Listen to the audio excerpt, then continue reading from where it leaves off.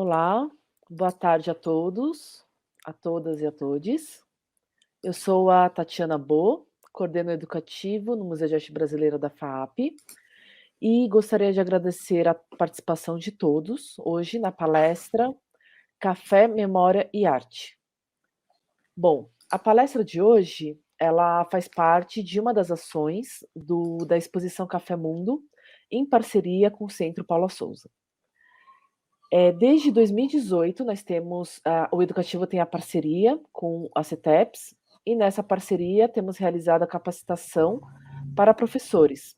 E hoje, por conta da pandemia, a capacitação ela acontece virtualmente, pelo Moodle, pela plataforma da CETEPS. Bom, a mediadora de hoje, do encontro de hoje, será a nossa parceira, Ana Raquel.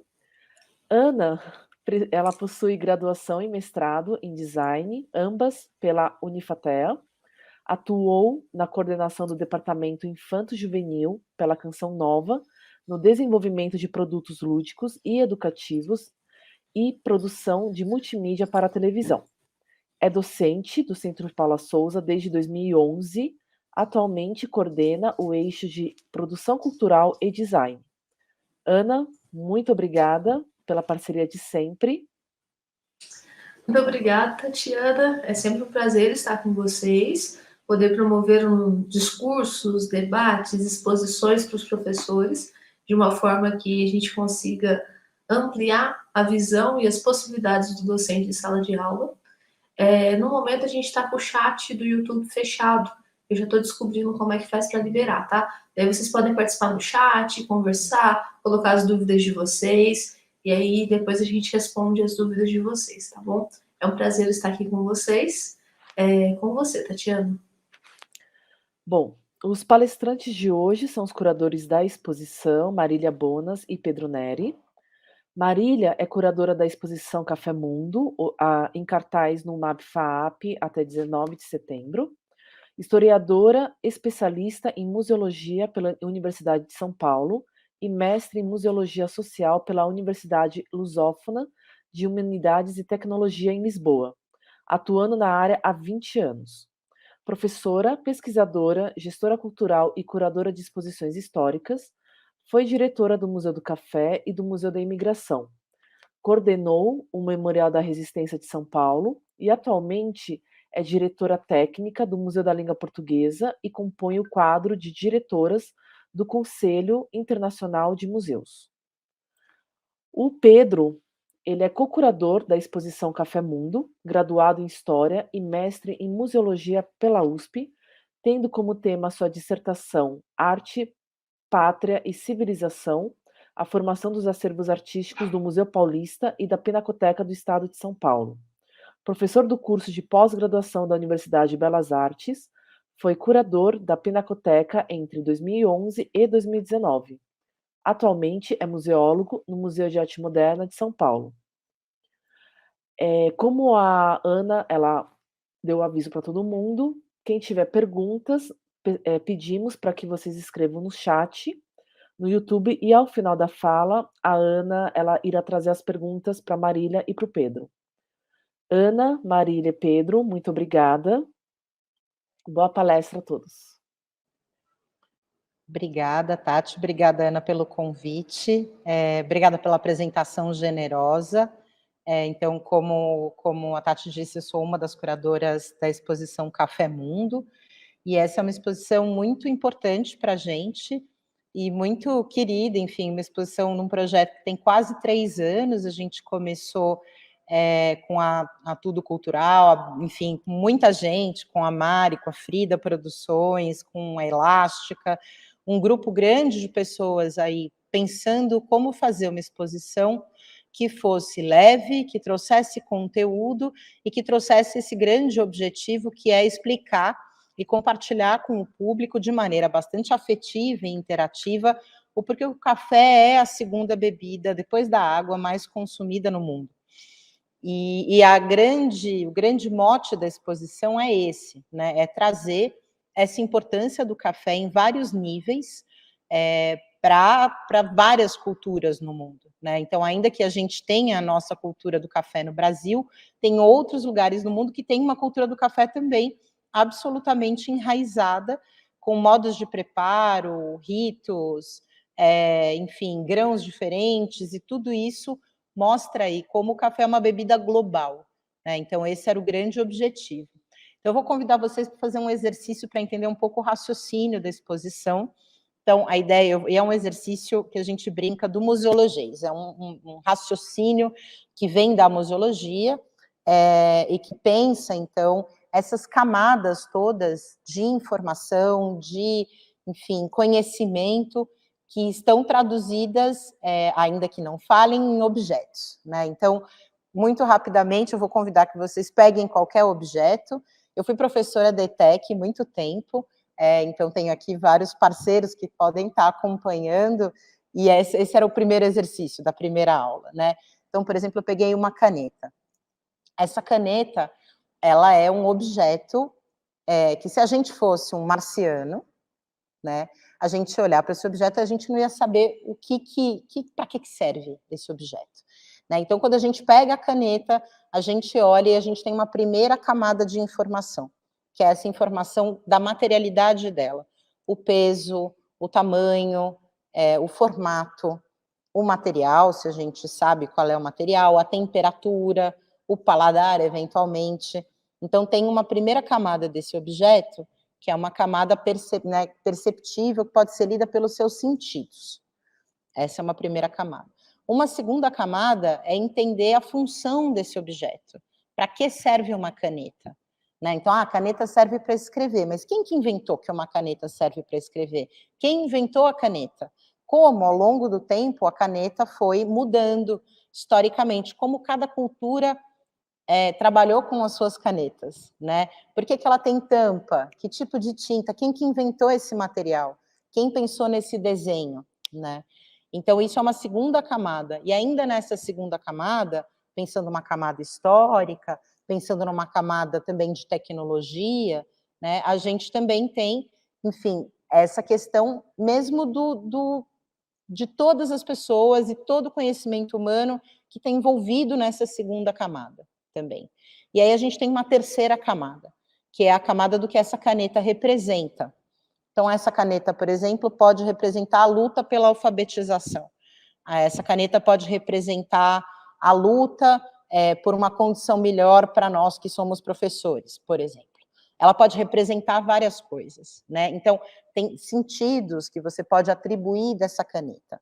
Para essa caneta virar um objeto museológico, um objeto que vai para o museu, a gente, como curador ou como pesquisador, a gente escolhe um ou mais elementos dessas três camadas. A gente elege as narrativas que estão ali por trás dessa caneta que não fala. A caneta não conta a própria história, a caneta não diz o próprio peso, a caneta não diz o que ela representa. Então, a gente faz uma seleção, uma curadoria desse objeto, né? Então, esse raciocínio, que é um raciocínio que a gente pode aplicar para a caneta, para o celular, para o álcool gel, para tudo, é um raciocínio que também se aplica ao café como um objeto patrimonial, como nosso patrimônio. E aí o café, para a gente organizar o café como objeto patrimonial, a gente pode organizar também nessas três camadas. Então, a primeira camada em que o café é patrimônio é a camada que a gente comumente chama, quem pesquisa, trabalha com essa área do café, de planta à xícara. Claro que começa antes da planta, né? Porque aí você tem o plantio, você tem a semente, você tem a pesquisa tecnológica, você tem, né? E você tem, obviamente, também a xícara, tem muita coisa, mas o que é o produto, o que é a cadeia produtiva do café enquanto materialidade. E aí, então, na exposição, a gente traz já essa primeira camada da planta xícara. Então, você tem lá o grão, e esse grão, ele tem um pergaminho, que é uma película em cima do grão, você tem um método, dependendo do tipo de paisagem, de tipo de lugar, de terreno que você vai plantar esse café, você pode, enfim, se vai fazer a muda, essa muda ela tem que ser resistente à chuva, ao sol, ao declive, enfim, você tem ali toda uma combinação para que seja um tipo de café específico. Depois essa muda, ela é transplantada, se abre uma cova, ela é transplantada com uma metodologia, com distanciamento, com uma métrica. Depois disso, esse café leva 3, 4, 6 anos, dependendo do tipo de café, para crescer. E aí depois, a partir daí, você tem o fruto, várias linhas de vários tipos de colheita, depois vários tipos de beneficiamento, que é transformar esse fruto no grão verde, que a gente conhece. Depois desse grão verde, você tem misturas de café. Depois você tem vários tipos de torra de café, torra mais clara, torra mais escura, vários tipos de moagem de café até chegar na xícara. Cada etapa da cadeia do café, ela é uma etapa que tem, enfim, obviamente tem uma construção histórica. Então o café, ele é um objeto que chegou no Brasil no século XVIII ainda, na virada do XVIII, ainda que o XIX seja o grande século do café, a virada do XIX, ele já era uma planta estratégica para o Império, né, já estava ali, enfim, em especial no século XVIII, no começo, primeira metade do século XIX, você tinha ali uma coisa do café na América Central, então o Império já olhava o café como a planta, como esse produto aí que seria capaz de substituir o que era a cultura da cana no Brasil. E aí você tem uma evolução tecnológica de cada uma dessas etapas do café, mas é fundamental lembrar que o café vem, inclusive, com uma naturalização da escravização de pessoas sequestradas da África. Então, isso é algo que a gente traz na exposição muito claramente, e que depois, com a abolição da escravatura, dentro de um projeto maior de embranquecimento de uma mão de obra no Brasil, você tem o projeto de imigração, em especial de europeus, né? Então, mesmo os orientais, no começo da imigração, eles não eram bem quistos para o projeto de imigração no Brasil, porque eles eram de raça amarela, e tinha um projeto mesmo muito claro de embranquecimento do Brasil depois da abolição, o que explica, enfim, né, numa longa duração, muito da desigualdade e das questões raciais que a gente carrega desde o século XVI, ainda com a questão indígena e tudo mais. E, então, você tem uma evolução tecnológica muito pautada nessa mão de obra escravizada, e que depois, numa mão de obra imigrante ainda, sob condições muito precárias, mas já livre, né?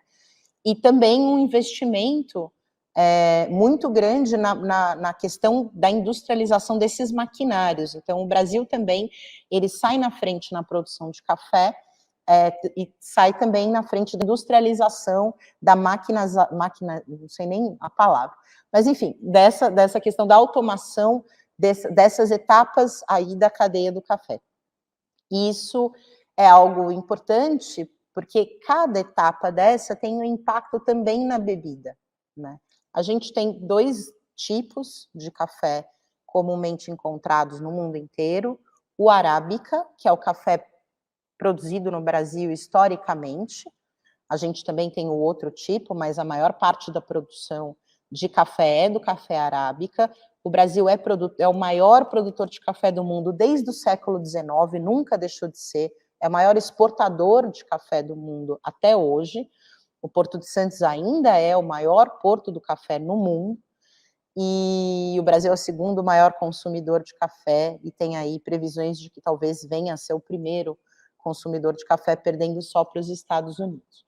Então, a gente produz, historicamente, esse café arábica, que é um café mais doce, é um café mais aromático, naturalmente aromático, e depois a gente tem outro café, que é o canéfora, e o canéfora ou robusta, é o mesmo tipo de café, que é um café mais resistente a intempéries aí da natureza, é um café que pode ser plantado em regiões mais arenosas, que precisam um pouco menos de água e tudo mais, e é um café que a gente chama de um café de base, e que, em geral, é muito usado em blends, né, em misturas de grãos para o expresso, por exemplo. Claro que você tem cafés arábica de qualidade, de baixa qualidade, de alta qualidade, a mesma coisa com o canéfora, com o robusta de alta qualidade e baixa qualidade.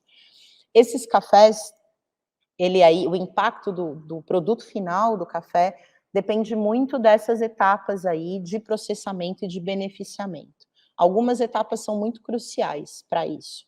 a primeira etapa é a etapa de colheita. Então, tem a colheita tradicionalmente, historicamente, sempre foi uma colheita manual.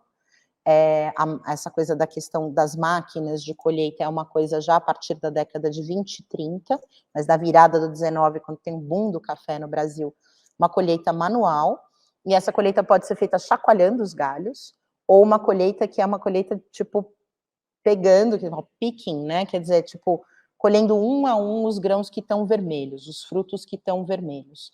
Então, a colheita é um primeiro filtro aí que impacta a qualidade do café, e claro que a partir da década de 30, 40, até os dias de hoje, você tem colheitadeiras, e essas plantas de café, esses pés de café, têm inclusive um formato, e que são podados num formato para a colheitadeira ir lá, ou chacoalhar, ou, enfim, outras metodologias em geral de vibração para poder colher os grãos.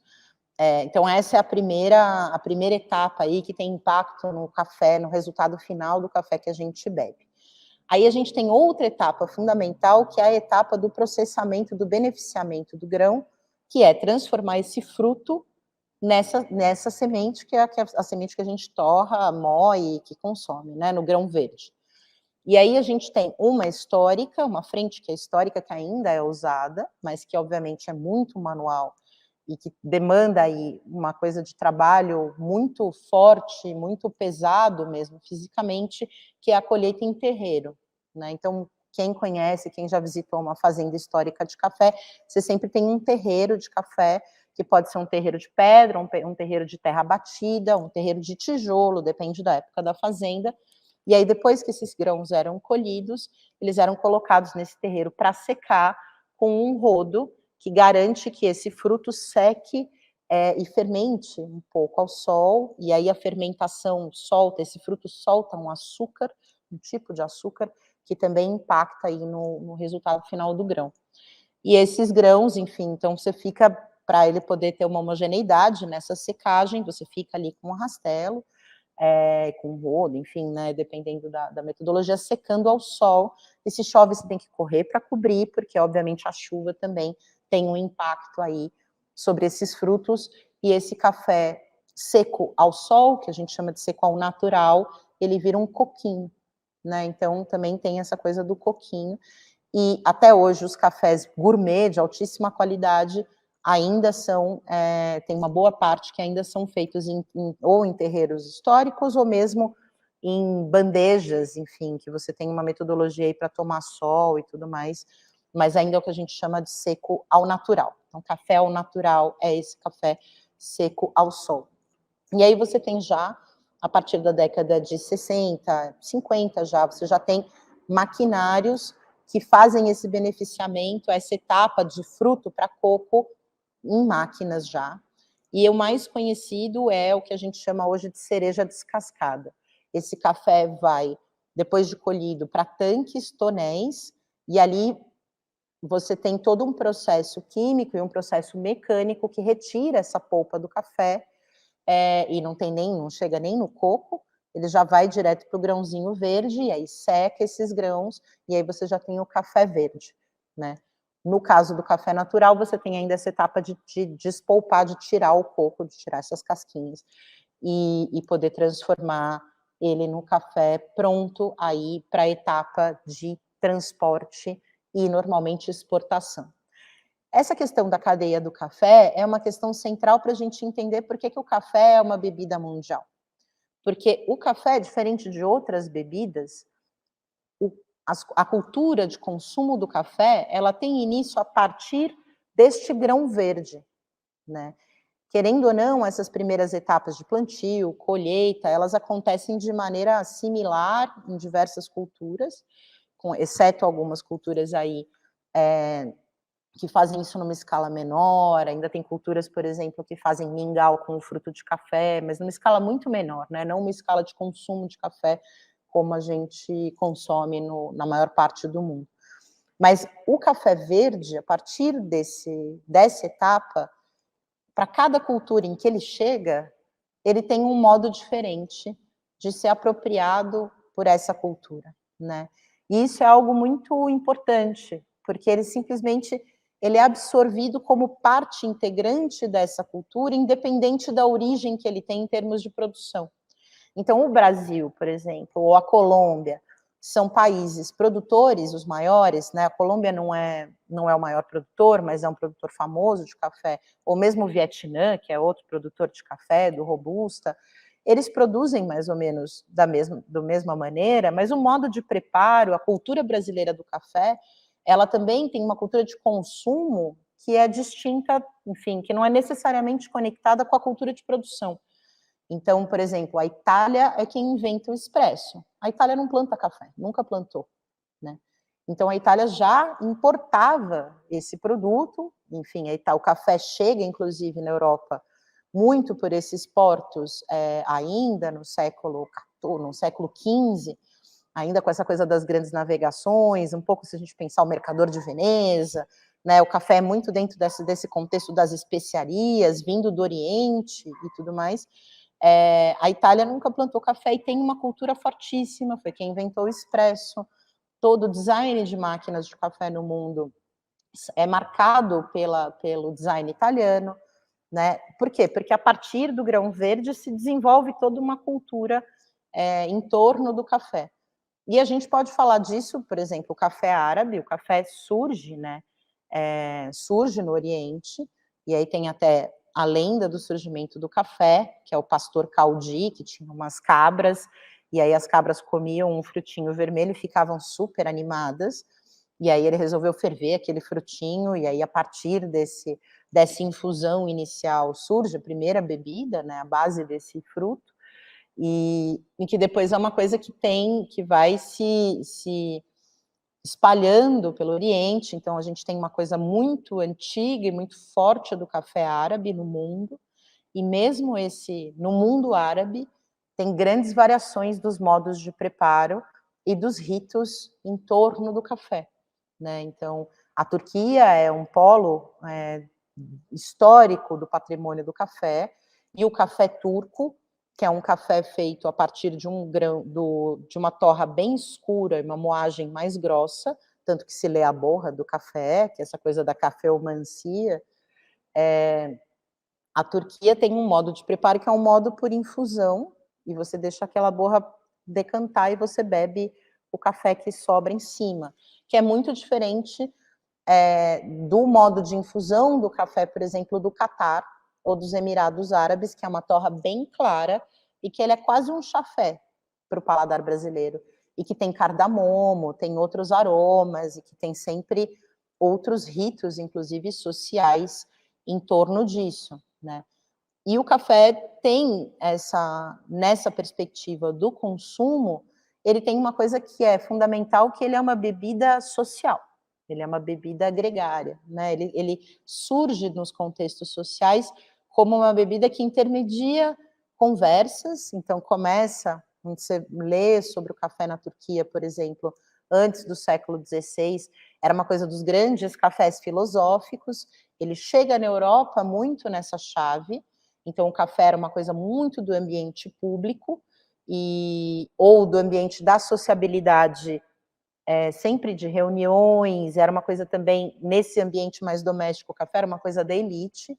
E aí, com a Revolução Industrial e com o aumento, numa escala muito grande, da produção de café no mundo, já no século XIX, na virada do XIX, o café também vira uma bebida de trabalho. E isso é relativamente recente na história do café, se a gente for pensar que a cultura do café começa, sei lá, século XIII, né?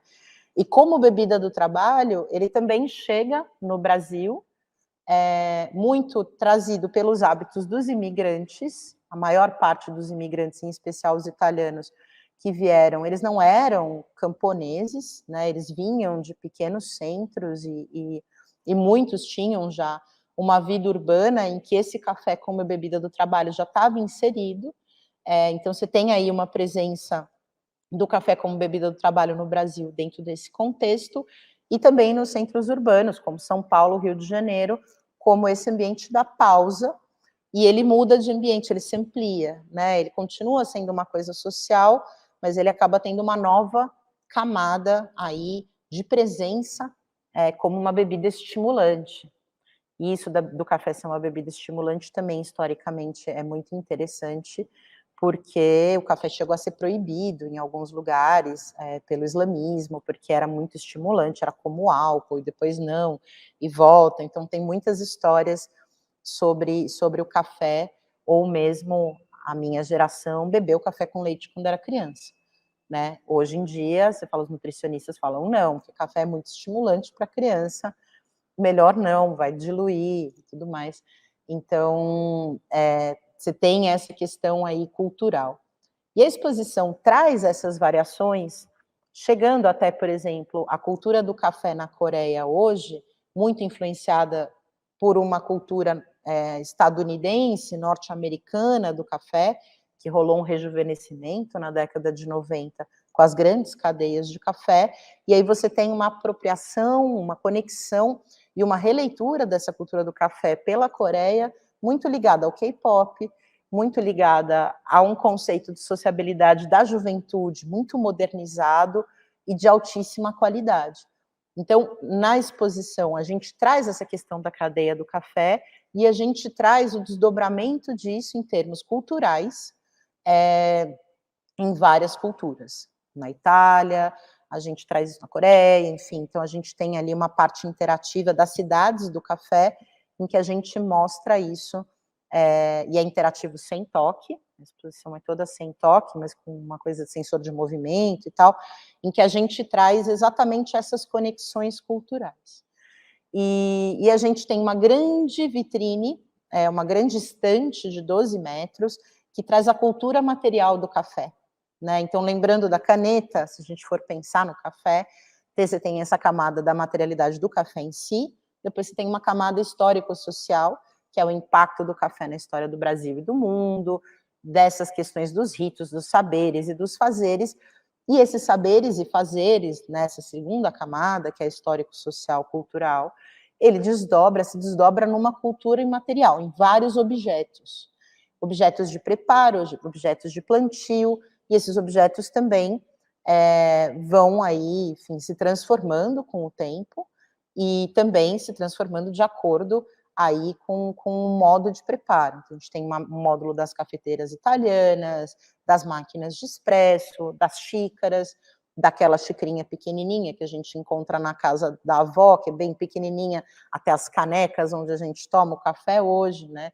Então a gente também tem ali na exposição esse grande, essa grande estante, e que a gente reconhece isso, né. Então a gente se reconhece nessa história do café, e isso é muito estimulante, porque a gente pode trabalhar a história do café sob vários pontos de vista, em biologia, a gente pode trabalhar história, obviamente, geografia, a gente quer trabalhar com a questão ambiental, a questão da sustentabilidade, e também, enfim, a questão dos sabores, a gente tem ali uma parte do barista, que é sobre essa profissão aí de quem prepara o expresso, que prepara as bebidas à base de café. Então a exposição ela tem uma grande introdução, contando um pouco, enfim, né, muitos dos nossos alunos, ou mesmo a gente mesmo, às vezes não sabe dessa coisa de todas as etapas. A gente toma café e toma café. Né. Antigamente tinha essa piada de que as crianças achavam que o leite vinha da caixinha, dependendo de onde vinha a criança. O café também, dá a impressão que o café vem do pacote. Então, as mãos por trás desse café, o trabalho e a valorização desse trabalho no campo, a valorização do trabalho, enfim, de quem está fazendo a negociação, de quem está exportando, de quem está carregando, é algo que também motivou a gente nessa exposição e que está traduzido nesses objetos, nesses jogos e nessas dinâmicas todas, né. Então, enfim, eu falei muito rapidamente sobre a história do café, como vocês perceberam, né, enfim, é uma história que dá para ser explorada de diversas maneiras. A gente escolheu um recorte, que é esse recorte do café como cultura global, né, tem outras instituições, então a gente sempre recomenda, o Museu do Café em Santos fala do café na história do Brasil. Então fala de arquitetura, ele fala, enfim, do desenvolvimento urbano das cidades, né, que é algo que a gente cita, mas não explora, porque tem gente que está fazendo isso também em outros museus, e o que a gente quer é ampliar, né, e estimular esse repertório sobre café, estimulando inclusive a visita a outras instituições e outras exposições que tratam o tema. E além disso, na exposição, a gente tem o que eu estava falando da terceira camada, que é um pouco essa camada simbólica e desses produtos culturais do café, né. Então eu até vou passar já a palavra para o Pedro. A gente tem uma parte que chama Rádio Café, que traz a questão do café no cinema, o café na literatura, o café na música, é super bonito, super interativo, e aí a gente tem a parte das fotografias e a parte das obras de arte. E aí eu passo a palavra para o Pedro, que é o especialista nisso. Bom, obrigado pelo convite, né? É legal falar com vocês sobre essa exposição, que foi tão divertida de fazer, digamos assim. E legal que a Marília colocou, né, algumas coisas importantes. E no campo das artes, a gente fez um recorte, talvez diferente do que costuma se mostrar em exposições de café, porque elas se voltam muito para o século XIX, por conta da formação, né, econômica no Brasil. Quer dizer, isso tem uma importância fundamental, e a Marília comentou sobre a escravidão, etc. Mas nas artes, a gente pensou em estabelecer a partir do século XX, justamente porque são, por exemplo, as fotos do século XIX são muito usadas, já foram muito mostradas, e a gente tem pouca, talvez, divulgação de trabalhos que lidaram com o café ao longo do século XX, que é uma... É interessante perceber que há uma permanência dessa cultura e uma mudança, né? Sofreu muitas mudanças. Então, por exemplo, dentro da exposição, a gente tem, né, a participação de 2 fotógrafos, um brasileiro e um colombiano. Então, reitera esse lugar, né, do Café Mundo, mas com perspectivas bem distintas, né?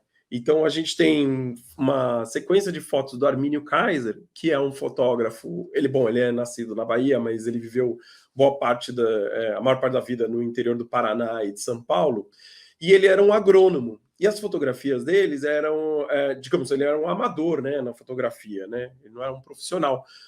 Mas as fotos são muito potentes, elas têm uma potência muito grande, uma visualidade muito moderna na construção da imagem, né? Uma construção geométrica, uma tentativa de captação do instante. Então, fala de um lugar romântico da fotografia moderna, mas ao mesmo tempo uma potência muito grande. E é interessante que as fotos dele se voltam, né, para o ambiente rural, enfim, para a plantação de café, para o trabalho no cafezal, mas ele também é um sujeito que você percebe ao longo das imagens isso, que ele é um ideólogo, no sentido de que ele, como agrônomo, acreditava de que conseguir corrigir a terra ou conseguir corrigir o plantio ia beneficiar a plantação, mas ia beneficiar a todos, inclusive o trabalhador, que é aquele, digamos, o mais explorado ali. Então ele tem um olhar delicado para isso, para o trabalho e tal. E é interessante, quer dizer, as fotos dele são basicamente da década de 50, mas vai até uma ou outra ali na década de 60. Ele fotografou um pouco também para frente, aí na década de 60 até 70, que tem uma produção grande.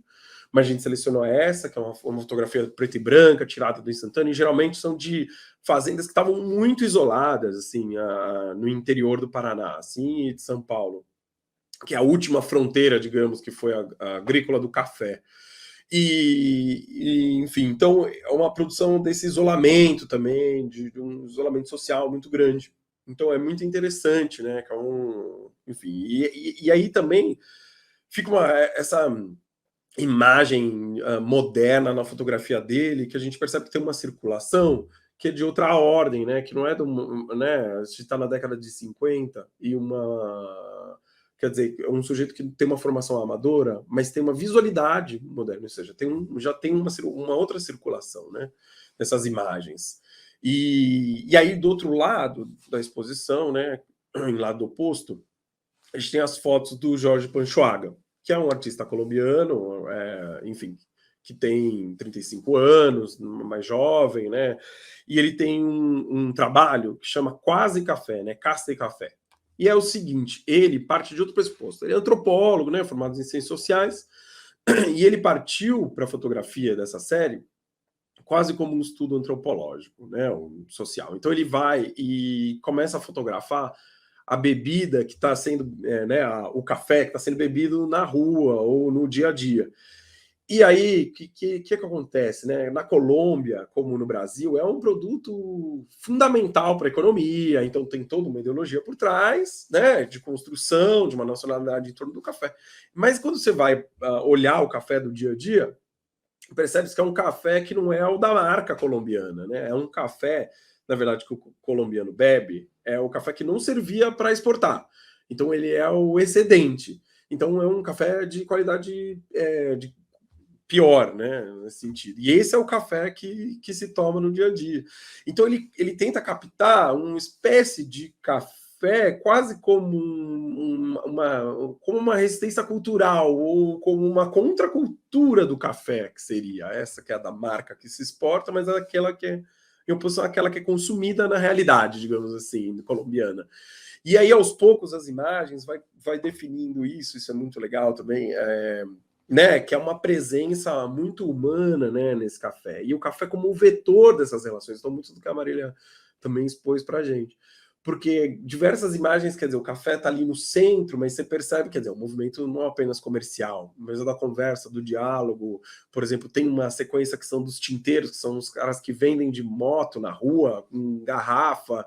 Então tem todo esse movimento, ou cenas de dentro do café, até chegar a algumas imagens, por exemplo, que é a máquina do café, que está disposta de forma, digamos, ele fotografa monumentalizando aquela máquina de café que faz o café tirado, né, o café coado ali, que sai como a gente também tem aqui alguns, né, nas padarias e tal, que é o café mesmo do dia a dia.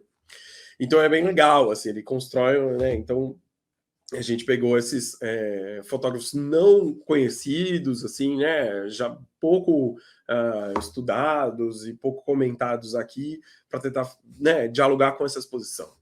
Na sala já, digamos assim, que a gente fez de artes visuais, né, que a fotografia fica ao longo da exposição, e aí tem uma seção que, digamos assim, seria mais vertido para artes visuais, que não as excluem, mas ficou ali mais num conjunto. A gente aí sim se dedica à arte brasileira, né? Em parte por conta das condições, né? De ter obras à disposição, né? Enfim, a facilidade também disso. E aí o que a gente tentou fazer nesse trecho, assim? Bom, a gente tentou tratar das pinturas a partir do século XX, e não das pinturas, digamos assim, uma linha cronológica, tentar passar uma evolução. Não, a gente ficou preocupado, na verdade, justamente com a condição de representação dessas pinturas. E uma representação, então, localizada em alguns períodos, para a gente tentar enxergar como o café foi aí também um vetor da criação de imaginários, e como isso permanece e como isso se resiste na contemporaneidade.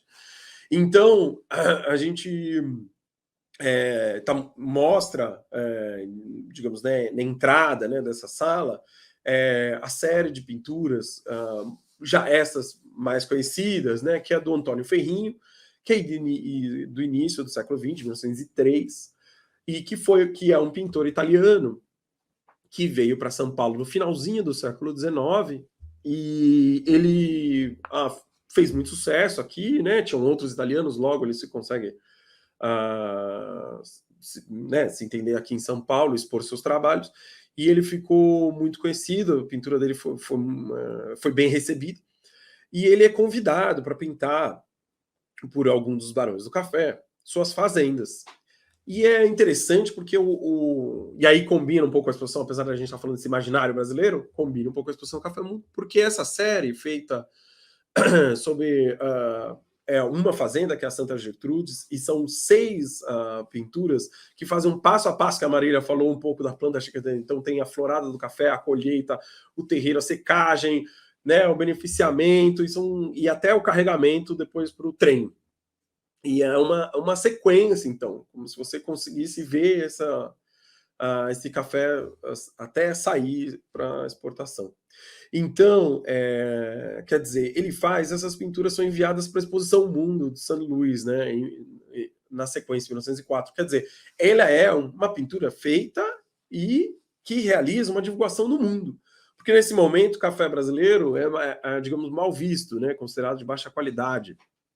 E há um trabalho desses barões de São Paulo para reabilitá-lo, né, enfim, publicamente, digamos assim, fazer a publicidade do café brasileiro. Então ele é, digamos assim, um café mundo. Só que nesse meio tempo, o que acontece? Ele cria um imaginário, ele participa da criação de imaginário, né, que eu acho que é muito maior, desse Brasil que é opulento pela agricultura.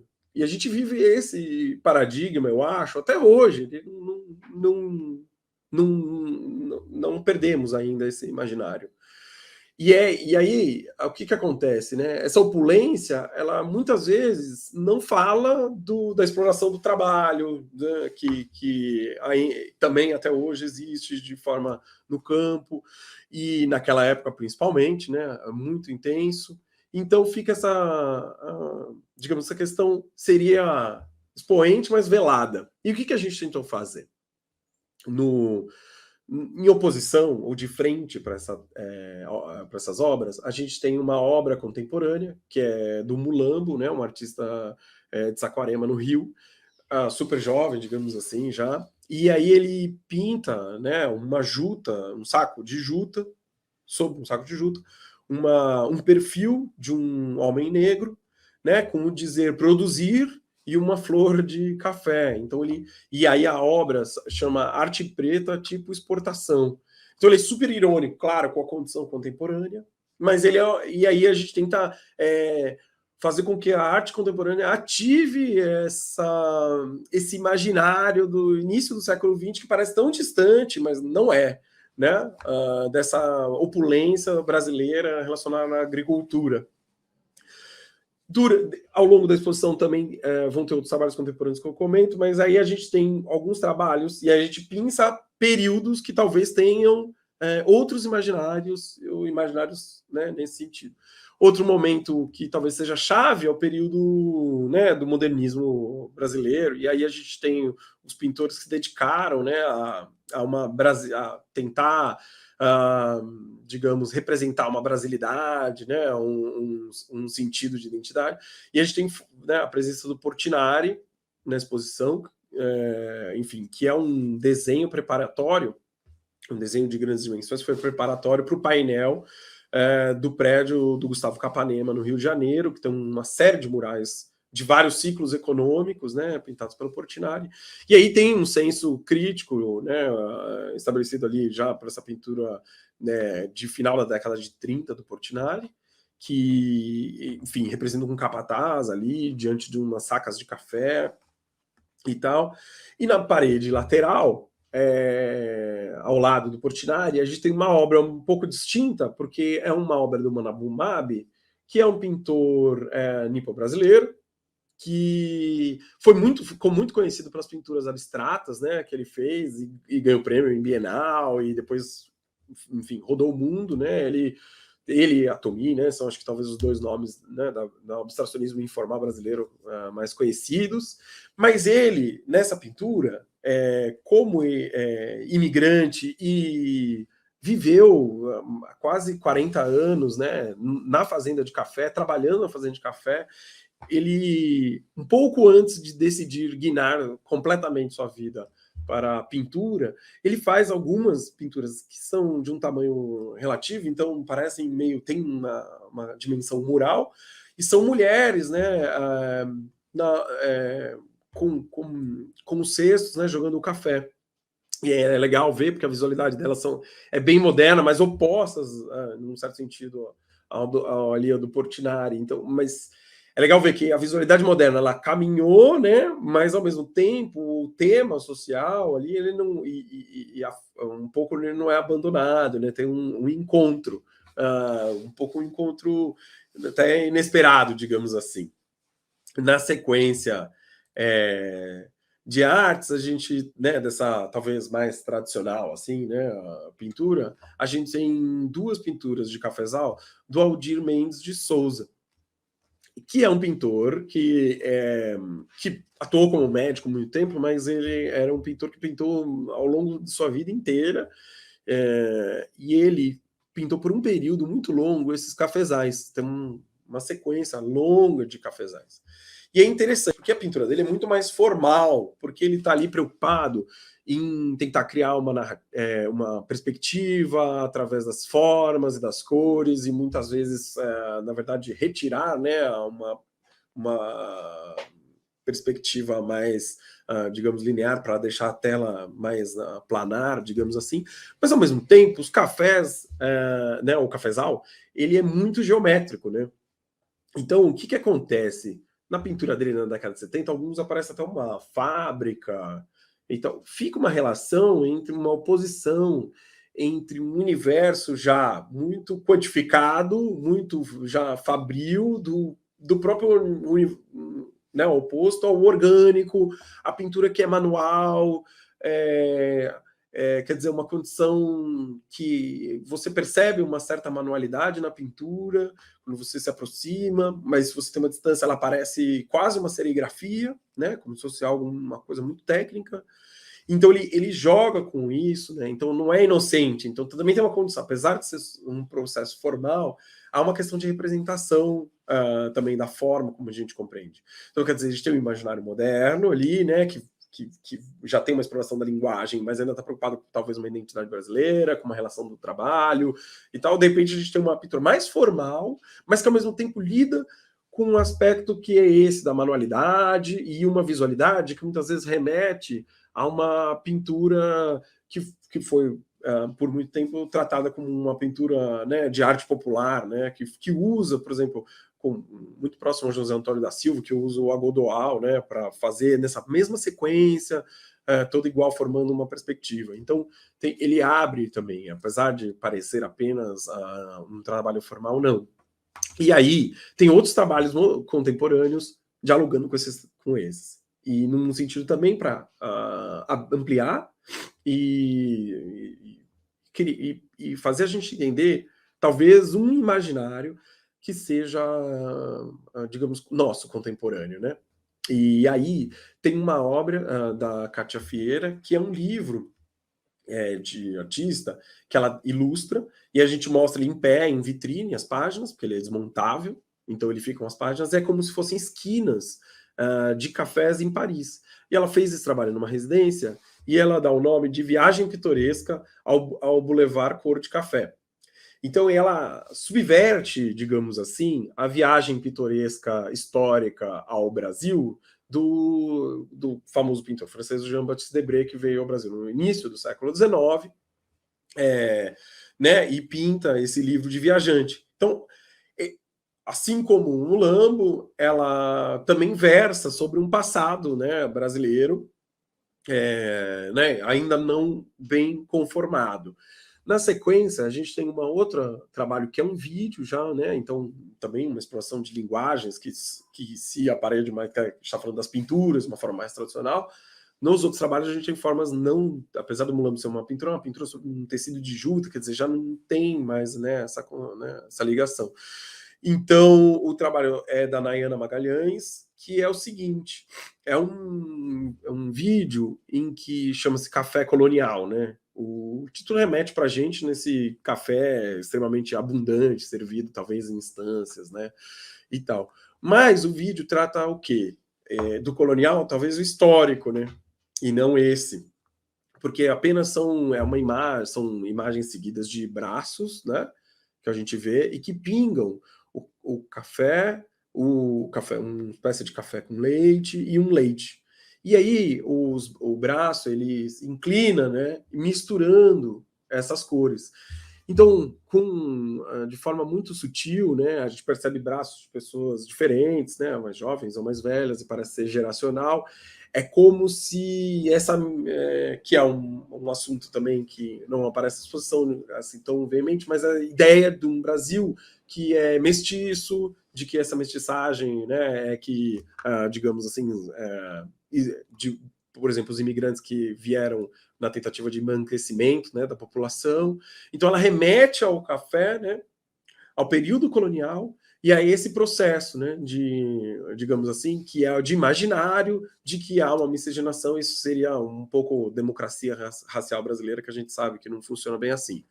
E aí, o que a gente vê é que as obras contemporâneas, elas são um pouco, a gente chama assim, elas traduzem sentimentos daquilo que a gente sabe que a gente não quer, né, mais, que é justamente essa posição, né, que talvez apareça no Ferrinho, essa questão, né, desse discurso da opulência sem perspectiva. Então, as obras, diferentes das modernas, que talvez enxerguem um universo, um desejo, exponham um desejo daquilo que querem, as obras contemporâneas expõem um desejo, ou um desejo daquilo que não se quer.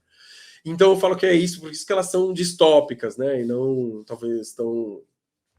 né, são obras mais distópicas, e por isso que elas também rompem com esses imaginários que a gente tem ao longo do século XX. E aí, numa outra sala à parte, a gente convidou uma artista que é a Raquel Fayad, e ela fez uma instalação para a exposição, que são, assim, são milhares de xícaras, né, e elas formam um monte, ela chamou de Flor do Desejo. Então ela remete à florada, né, que são as flores brancas do café, mas são xícaras vazias ali.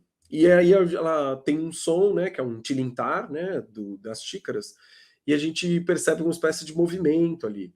E acho que fica muito um lugar oposto, talvez, dessas outras obras contemporâneas, porque aí é um sentido tópico, porque ali a gente fica no lugar de preencher essas xícaras vazias, né? A gente fica numa interrogação um pouco, né, desse deslocamento das xícaras que elas fazem ali, e a gente está o tempo todo numa exposição de café, né? E durante a pandemia que a gente não pode beber um café ali, né? Simplesmente, né? Então fica esse lugar, esse esvaziamento, uma espécie de hiato no tempo que o café promove mesmo nas relações, né? Quando a gente vai tomar um café, é como se fosse a pausa, né? Esse momento de pausa. Então, um pouco esse lugar, né? E flor do desejo, né? Porque a flor do café tem um aroma, né? Que revela esse desejo. Então, no sentido, eu acho que a obra dela tem uma utopia ali, um desejo mais utópico. Então, um pouco da parte de artes visuais, um pouco dessa maneira que a gente tentou construir, né? Com a arte brasileira, mas também ligado, né? Nesse café mundo aí. Enfim, é isso. Talvez a Marília possa também falar para a gente do vídeo, do mapping. Bom, como a gente estava falando, enfim, é uma exposição bastante interativa, e a nossa ideia é que ela fosse bastante acessível, né? Você não precisa ser especialista em café, ou historiador, ou nada, para poder, enfim, se envolver com a exposição e curtir a exposição. Então, uma das coisas principais, e que foi um dos grandes desafios, que foi o Estúdio Intro que fez um videomapping, né, que é uma projeção bem grande sobre a história do café.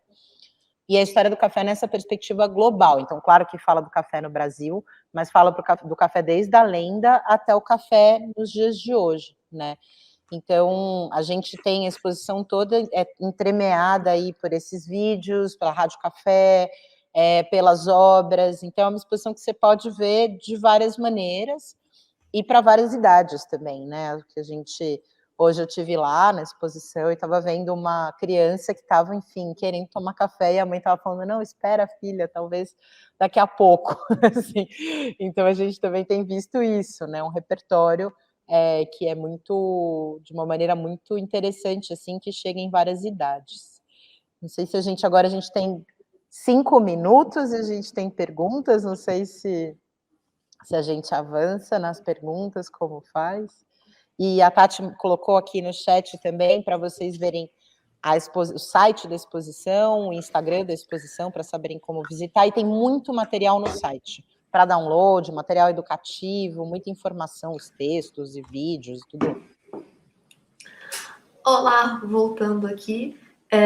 Nossa, eu gostei muito da explanação de vocês. Marília, todo o contexto histórico que você explicou do café Tinha até anotado a pergunta, que algumas coisas a gente fica pensando. Quem foi a primeira pessoa que descobriu que fervendo o café daria para tomar? E aí você respondeu. As coisas que eu tinha anotado para perguntar, você foi respondendo durante a sua fala.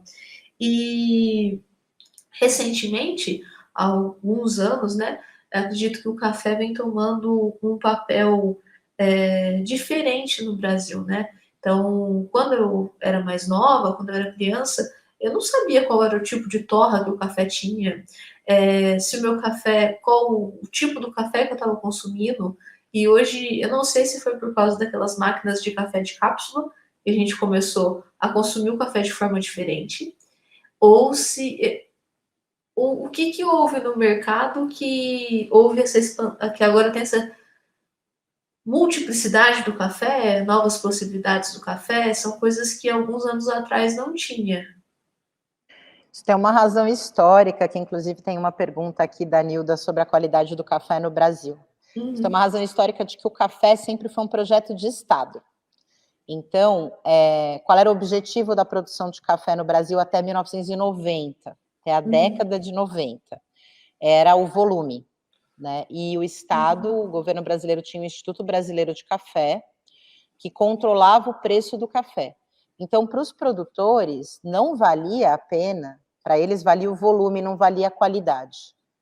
A partir da década de 90, se extinguiu o Instituto Brasileiro de Café, na época do Collor, se não me engano, se extinguiu e começou a se estimular a concorrência e a qualidade, o desenvolvimento de qualidade no café no Brasil. A nossa geração, assim como o Pedro estava falando do Panchuaga, da Colômbia, a nossa geração sempre ainda tinha muito café tipo exportação. O que quer dizer o café tipo exportação? Que o café tipo exportação é o que tem uma qualidade superior e o café que fica para o Brasil para consumo interno, né, é um café menor e tal. E aí, a partir da década de 90, você tem uma abertura de mercado pensando na qualidade. E aí, esses produtores vão fazendo, enfim, vão criando ali a característica de cada um para poder trabalhar com nichos diferentes de mercado do café, muito estimulados pelo boom do café, do consumo de café e o rejuvenescimento de café, em especial nos Estados Unidos, com essas grandes marcas de cafeteria. Então, e tem uma coisa muito interessante, que é um pouco essa relação do global também, de que o primeiro grande investidor na qualidade do café brasileiro foi o Ernesto Illy, que é o fundador da Illy, que é uma marca famosa de expresso italiano. O Brasil já era fornecedor desses cafés expressos, mas era o que a gente chama de café de base. Era um café que não necessariamente as melhores características do café vinham do café brasileiro, né? Ele era um café de mistura ali, aí depois você tinha um café melhor de qualidade ali e tal. E o Ernesto, ele saca que o Brasil é o grande potencial de café de qualidade, e ele vem e ele seleciona determinadas fazendas e ele investe na qualidade de café, em especial em Minas. Então, tem algumas fazendas que passaram a ser fazendas certificadas em padrões internacionais de qualidade do café só a partir da década de 90. Então, é uma coisa muito recente a cultura do café de qualidade no Brasil, mas hoje o Brasil ele é um grande mercado de cafés especiais. O Pedro quer fazer um comentário. Só dizer que o Armínio Kaiser, que é o fotógrafo, trabalhou no IBC, e a função dele era um pouco... a gente não trouxe todas as fotos, são muitas, mas ele tem sequências de fotos de terra arrasada, digamos assim, porque se plantava, por isso que a fronteira foi indo para o Paraná, interiorizando cada vez mais, porque se plantava, colhia, a terra começava a não ser mais capaz de produzir, causava erosão, e aí ainda cada vez mais para o interior, para novas terras e a plantação. E aí, por isso, né, só para complementar, porque as fotos desse universo, né, desse momento mesmo, né, da década de 50, 60, e que começa a expansão radical, né, para o interior desse café. E ele trabalhava no IBC, né, era agrônomo pelo IBC. Bem interessante, porque hoje a gente participa até de clube de café, né, para receber cafés diferentes todos os meses. Então, coisas que eu não fazia ideia do café, no clube do café todo mês vem um postal falando sobre de que fazenda que é, qual é o tipo do café. Então, assim, faz uns 2 anos aí que eu virei super apreciadora de café. Então, eu acredito que o mercado cresceu muito nisso. Muito obrigada, Marília, pela explicação. Tati, vamos voltar para a gente fazer o encerramento? Olá, vamos. Eu queria agradecer a vocês a presença. Foi, assim, ímpar estar com vocês. Infelizmente, eu não consegui ir na exposição ontem. Eu estava em São Paulo, eu iria, mas acabou acontecendo imprevisto. Mas eu assisti vários vídeos, procurei no Instagram outras fotos também, além das fotos do site de vocês. E eu fiquei encantada com aquelas xícaras, várias xícaras vazias. Eu achei muito legal. E a exposição tá linda, vamos ver se eu consigo ir novamente quando eu estiver em São Paulo. Mas muito obrigada pela nossa parceria, por todas as possibilidades que nós estamos realizando com o MABFAP. Muito obrigada, Tatiana, por Obrigada a vocês. aceitar todas as ideias e tudo que a gente está conseguindo fazer junto, tá bom? E lembrando que a gente tem uma capacitação que está com inscrições abertas. Eu vou deixar o link no site. O professor do Centro Paula Souza, caso queira se inscrever, a capacitação são novas narrativas do acervo da FAAP. Se a Tati puder falar uma explicaçãozinha para a gente, o que vai rolar nessa capacitação, as inscrições acabam no dia 18. Isso, as inscrições começa no dia 30, né? De agosto, capacitação. Os educadores estão preparando os materiais para pensar as novas narrativas em torno também da semana de 22, que no ano que vem se comemora então o centenário.